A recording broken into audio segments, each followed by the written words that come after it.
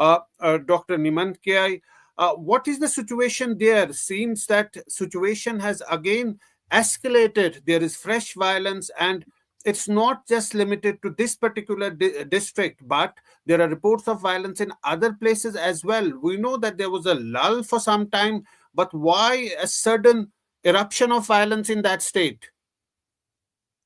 Thank you, Zafar, for having me on your show. You have rightly pointed out at the outset itself that the violence is not erupting, and it's been continuing since May 2023, since last year, and now we are almost 1.5 years into this violence. And like, as you introduced me, even I am here in joining you from New Delhi, and since the violence has erupted, I could not visit even my hometown. So it's a uphill task for us. It's a very difficult situation for us even to go and meet our relatives. But coming to the point where you are saying that why is this keep happening, it keeps erupting, I believe that enough media sources and in the social media there has been ample evidence in terms of like what is happening to whom, the blame game, the buck never stops.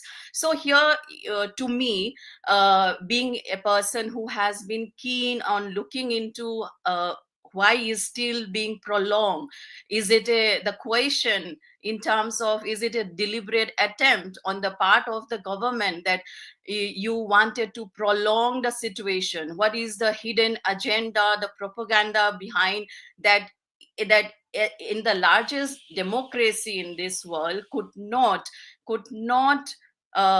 handle the issue of identitarian politics? So these are some of the big question when it comes to questioning it. Is it a deliberate attempt, or is it some incompetency on the part of the present ruling government at the state and also at the center? This has been always debated in many forums, in many platforms, whether it be media, whether it be webinar, seminar. Many things has happened, but till date we didn't see any conclusive solution coming up, and we see that fresh violence are escalating. So as I say, and then there have been changes of narratives in terms of like who is at fault, who is to be blamed, and what has happened, that labeling of each other community, but it is not bringing in any kind of peaceful solution. So in such a juncture, I would, let's say, we can see that the diagnosis and the post-mortem of the problem in Manipur is happening, but the real competent authority is not coming in to address the issue. So here maybe I what I feel is that the healing touch of constitutional accommodation is the only way out. Manipur needs to ponder. So here, as we see that the concerns over the problem, how it escalated, was the concerns over representation, allocation of resources, and then perceived domination of any community, which have heightened the anxieties, and it just exacerbated the social division. So You know, I feel that the division is very clear now. The division is at all levels. We know that there are buffer zones that are created just because there is so much polarization in all sections of the society. Mr. Tirankar, the situation doesn't seem to be improving at all.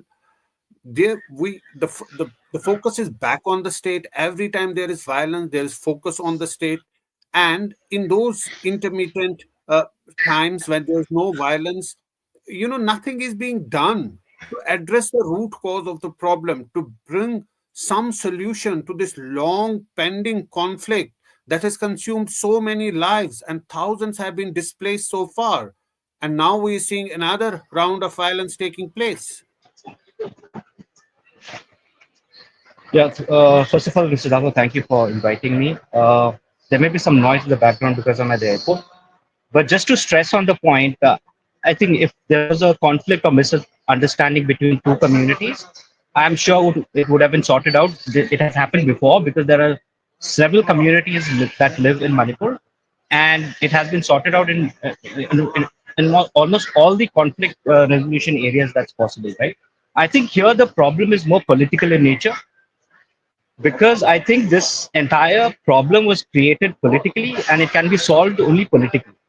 If that was not the case, this would have been solved long back. The fact that it's been going on for a year and a half and almost 1 year, 8 months is because there are ulterior forces which are, behind the game here to make sure that whatever understanding between the two communities are needed to bring peace is not happening. And there are a lot of factors at fault here. It can be miscommunication through social media, spreading of rumors, through their propaganda. So I would say the general public from both the communities are the ones who are suffering in general, and the real masters are, enjoying the show, right? Because I have a lot of very good rookie friends as well, and we actually try to discuss where this problem came up from. How did this even happen? What was the core and what was the core issue? Generally, there are not too many issues within our communities. So the fact that something was, created and it's taken so long is quite obvious that there's a political motivation behind it. If it was a general misunderstanding between two communities, it could have and would have been sorted out long back. That is my take on this. So I think here the state government and the central government have to take a proactive action and discuss what is the core, right? Or at least tell us what they're looking for. Otherwise, I don't see anything happening in the near future, Mr. Zafar. Right, right. Harshit, you have been covering Manipur, you have been following this story.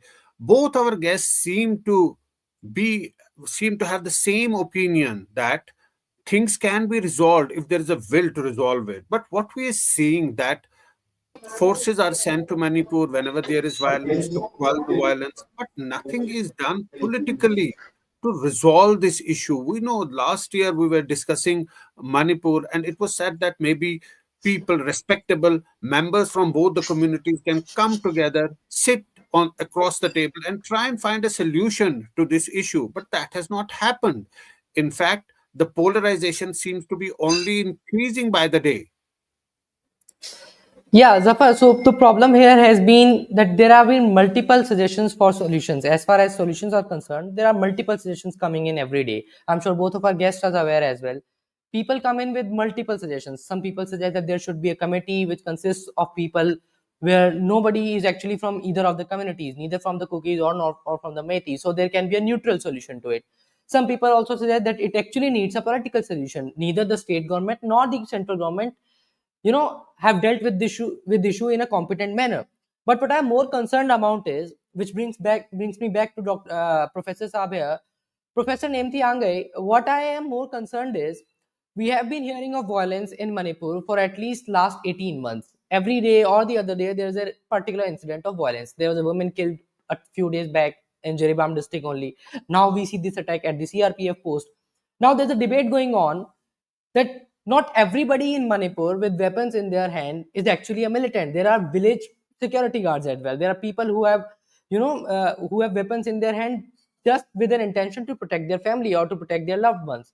But why? What I want to understand here is, what is the sentiment among the people? Have they decided that none of the authorities are actually going to help them, and they themselves are the only person who are going to help them, and so they have decided that that's okay, it's fine, we are going to take weapons in our hand, we are going to take care of ourselves only, no matter what the security forces think of ourselves, no matter if they call us the militants, no matter if they try to neutralize us just to make sure that the things remain peaceful. What actually is the sentiment among the people from both the communities in Manipur? Because this is something which is more concerning for me, Professor. Uh, it's a difficult question to speak on behalf of the sentiments of the people where I have not been in the state since the violence has broke out, but definitely through communication, through social media and other group meetings and all.